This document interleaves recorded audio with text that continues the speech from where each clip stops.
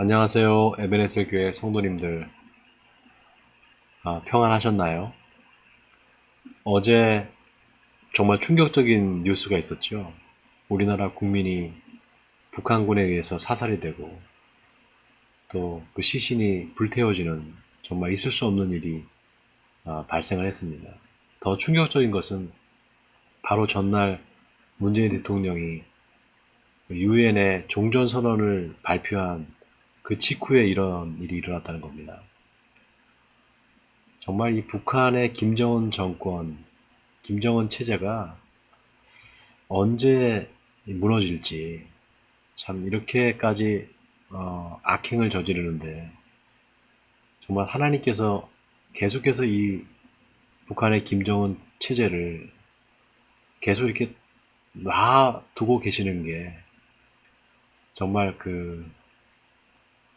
안타깝기도 하고, 빨리 어떻게 좀 하나님께서 이 북한의 체제가 무너지고 북한에 고통받는 2,500만 북한 주민들이 자유를 얻을 날이 좀 빨리 왔으면 좋겠다, 이런 생각을 해봅니다. 여러분, 대한민국 지금 이 정치나 경제 상황이 참으로 암울합니다. 한 치 앞을 내다볼 수 없을 정도로 지금 굉장히 힘든 상태인데요. 경제는 지금 뭐 바닥을 치고 있고요. 그리고 코로나 때문에 더욱 그 경제적인 어려움이 가중되고, 또 국민들의 정신적인 어떤 그런 고립감이라든지 우울증이라든지 이런 것도 굉장히 지금 심해진다고 합니다. 또 생활을 비관해서 자살하는 젊은 세대들이 많이 있고요. 지금 총체적인 난국이라고 해도 과언이 아닙니다. 그런데다가 지금 이런 국민의 생명이 위협받는 이런 상황까지 지금 가고 있다는 것이 참 안타까운 그런 마음을 금할 수가 없는데요. 지난 시간에 이사야서 3장에서 이사야 선지자가 여자와 아이들이 나라를 다스리면 나라가 멸망하게 된다, 그렇게 이제 경고를 했는데, 그 여자와 아이들이라는 게 진짜 여자와 아이들이 아니라 자기 배를 채우고 자기 욕심을 따라서 국민들을 억압하고 자기 이익만을 추구하는 그런 정치인들과 위정자들이 나라를 다스리면 결국 나라가 망한다, 이렇게 그런 뜻이라고 그랬잖아요. 지금 우리나라의 상황이 꼭 유대 남유다가 망하기 직전의 상황이 아닐까 싶어요. 지금 어느 곳에서든지 불의가 판을 칩니다. 그리고 정의라는 게 무너져 내리고 있어요. 매일매일 기사를 볼 때마다, 뉴스 기사를 볼 때마다 참 어떻게 이렇게 이런 일들이 일어날까, 참 여러 가지 생각을 많이 하게 되는 그런 때가 아닌가 싶습니다. 참 착잡한 마음인데요. 이럴 때일수록 우리 예수 믿는 사람들이 하나님께 기도하지 않으면 안 된다, 이렇게 생각을 합니다. 무엇보다도 지금이 바로 기도할 때가 아닌가 싶어요. 하나님께서 이스라엘 백성들을 이제 경고하실 때, 이스라엘 백성들을 심판하신다고 경고하실 때 제일 먼저는 위정자들에게, 그 다음에는 하나님의 백성에게 경고를 주셨다는 걸 우리가 잊어서는 안 됩니다. 자, 오늘 이제 이사야서 4장을 볼 텐데요. 이사야서 4장은 6절까지밖에 없습니다. 짧은데요. 한 절 한 절씩 우리가 읽어가면서 말씀을 나눠보도록 하겠습니다. 그날에 7 여자가 한 남자를 붙잡고 말하기를, 우리가 우리 떡을 먹으며 우리 옷을 입으리니 다만 당신의 이름으로 우리를 부르게 하여 우리가 수치를 면하게 하라 하리라. 여러분, 이 말이 무슨 말인가 하면은 남유다가 이제 멸망을 하게 되면서 남자들이 다 전쟁터에 나가서 이제 죽게 되는 거예요.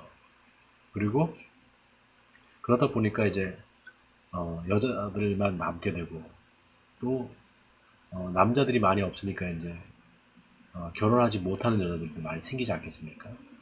그러니까 결혼하지 못하는 여자들과 과부들만 이제 많은 거죠.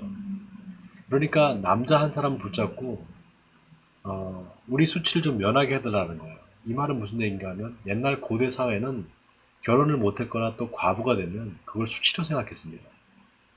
그러니까 남들한테 보이기 위해서라도 내 수치스러움을 좀 감춰달라. 그래서 그 남자를 붙잡고 이제 사정을 한다는 거예요. 여러분, 참 그 유다의 그 사회가 얼마나 정말 그 처참해졌는지를 우리가 알 수가 있죠. 어, 정말 이 위정자들과 정치인들, 그 다음에 우리 예수 믿는 사람들, 정신을 바짝 차려야 될 줄 믿습니다.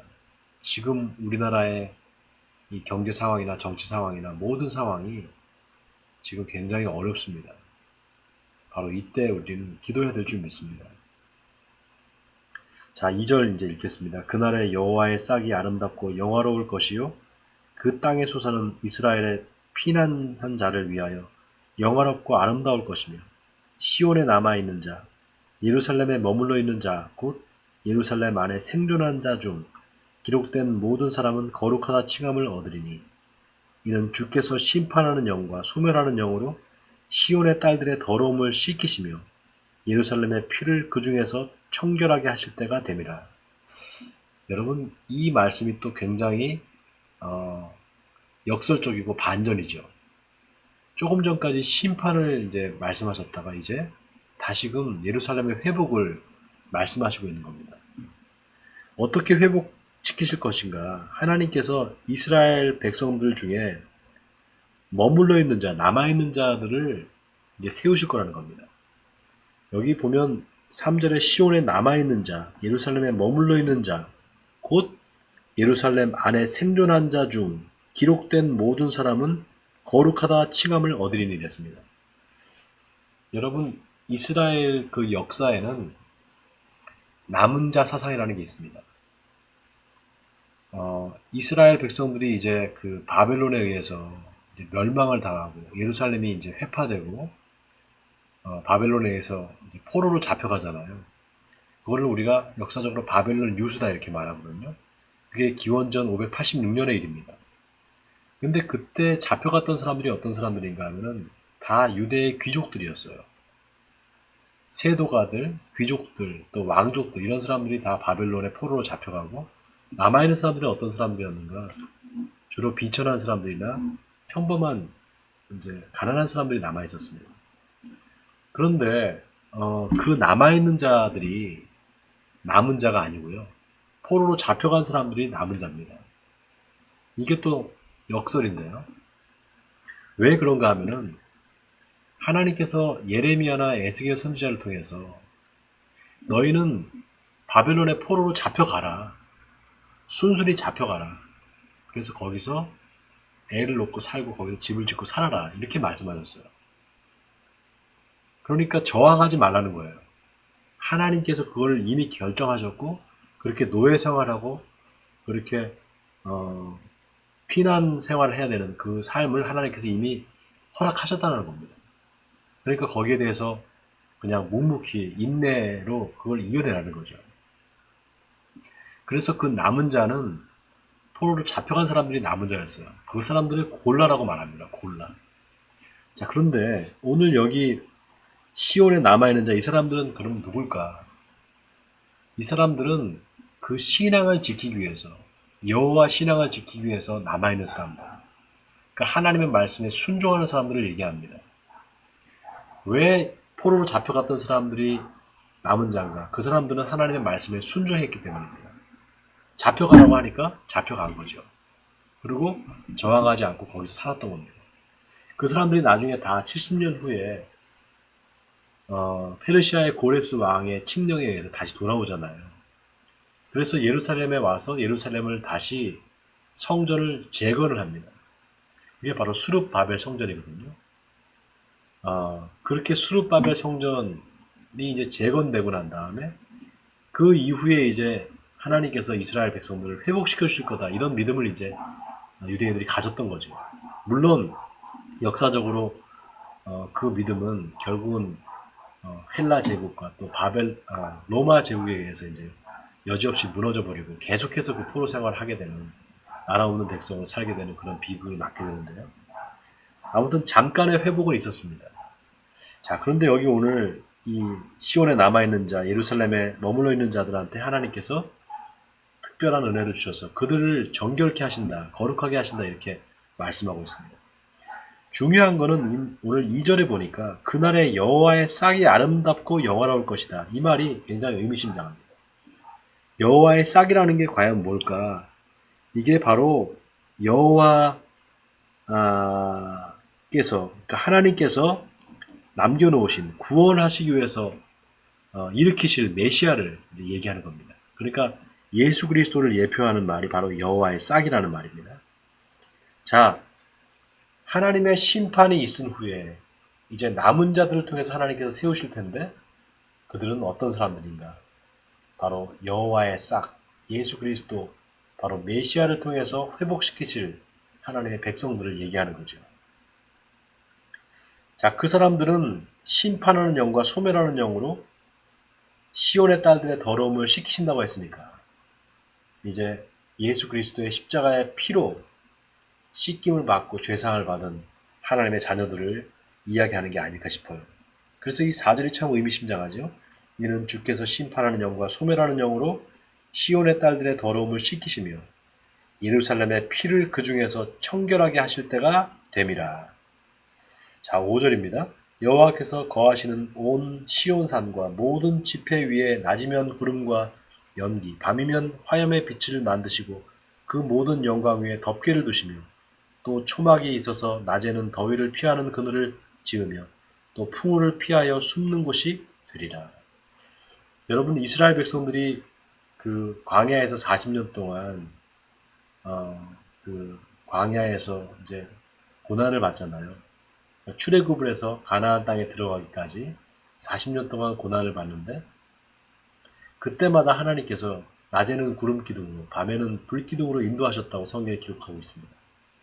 더 놀라운 것은 신명기에 보면 그 40년 동안에 이스라엘 백성들의 의복이 해하지 않고 발이 부르트지 않았다, 이렇게 말하고 있어요. 이 말은 무슨 말인가 하면 하나님께서 다 먹이시고 입히셨다는 겁니다. 고난이지만 물론 힘든 고난이겠죠. 광야에서 살아야 되니까 얼마나 힘들겠어요. 물 없는 광야에 살아야 되는 게. 그러나 하나님의 말씀대로 순종하고 따라갔을 때 이스라엘 백성들은 물론 고난이었지만 그들의 생명은 하나님께서 보존해 주셨다는 겁니다. 의복이 회하지 않고 발이 부르트지 않았다. 이 말은 하나님께서 먹이시고 입히셨다는 거예요. 여러분, 우리가 하나님을 어떤 분인가 우리가 한번 하나님에 대해서 생각해 볼 필요가 있습니다.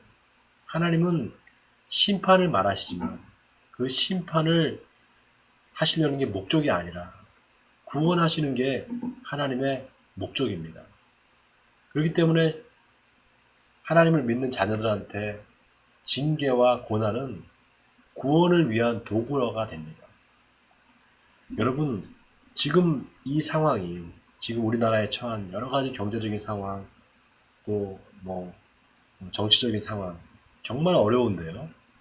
이런 상황이 정말 앞을 내다볼 수 없는, 한치 앞을 내다볼 수 없는 지금 암울한 지금 사회적인 그런 상황을 우리가 보면서 그래도 우리가 희망을 가질 수 있는 것은 하나님께서 이 상황을 통해서 하나님의 정결한 백성들, 하나님을 사랑하는, 하나님의 말씀에 순종하는 정결한 백성들을 지금 찾으신다는 거고요.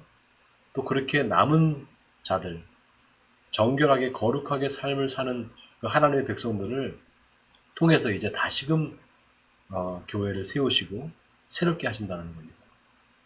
물론 그 나라도 그런 하나님의 말씀에 순종하는 사람들을 통해서 다시 세워질 겁니다. 저는 우리 대한민국에 아직도 기도하는 사람들, 우리 기도하는 성도들이 아직 있다고 보고요. 그리고 그 기도하는 성도들의 기도를 하나님께 들으신다고 믿습니다. 자, 저와 여러분이 지금 이 어려운 상황 속에서 하나님 앞에 기도할 때 하나님께서 우리의 기도를 들어주실 줄 믿습니다. 지금 성도님들의 가정에 여러 가지 어려움이 있을 줄 압니다. 경제적으로나 또 사회적으로나 많은 어려움이 있을 줄 압니다. 그러나 이 어려움을 통해서 여러분들의 믿음이, 하나님을 향한 여러분들의 신앙이 더 견고해지고 그 고난을 통해서 정금같이 나오는 역사가 있기를 주님의 이름으로 축원드립니다. 우리 같이 기도하겠습니다. 사랑이 많으신 하나님, 고난을 통해서 하나님의 백성들은 더 그 믿음에 견고해지고 더 믿음이 강해지는 줄 믿습니다. 이스라엘 백성들을 하나님께서 연단시키시고 훈련시키셔서 참된 하나님의 자녀로 세워주시고 또 예수 그리스도를 통해서 아버지 저들을 구원해 주셨던 것처럼 이제 예수 그리스도를 믿음으로 말미암아 구원받은 우리들이 타락하고 하나님을 떠나서 여러 가지 시험과 어려움을 겪게 될지라도 하나님 앞에 회개하고 돌아오는 자들을 통해서 하나님께서 다시금 회복시켜 주시고 세워주실 줄 믿습니다. 우리 대한민국이 참으로 어려운 상황 속에 있습니다. 경제적으로나 정치적으로나 외교적으로나 참으로 어려운 상황 속에 있는데 먼저는 위정자들이 국민을 생각하는 사람들로 변화되게 하시고 참으로 지금 고통받고 있는 많은 한국에 있는 사람들, 자영업자들, 또 직장을 잃고 힘들어하는 사람들, 그런 사람들을 정말 생각할 수 있는 그런 사람들을 위한 정책을 펴게 하시고 그리고 먼저 예수 믿는 사람들이 온전한 삶을 살고 하나님께 정말 바른 신앙으로 회복되어서 이 나라의 희망이 되고 또 많은 사람들이 예수 믿는 사람들의 변화된 모습 또 교회가 변화된 모습을 보고 희망을 얻을 수 있도록 인도하여 주시옵소서. 우리 에베네셀 교회 성도들이 그 일에 앞장서게 하시고 하나님 말씀에 순종하는 자들로 남은 자들로 하나님께서 우리를 사용하시고 또 그래서 이 나라와 이 교회가 우리나라와 이 교회가 다 바로 서는 역사가 있게 도와 주시옵소서. 오늘 하루도 하나님께 우리의 삶을 의탁합니다. 하나님 우리의 삶을 통해서 영광받아 주시옵소서. 이 모든 말씀을 주 예수 그리스도의 이름으로 기도하옵나이다. 아멘. 네, 오늘 하루도 여러분 승리하시는 하루 되시기 바랍니다. 감사합니다.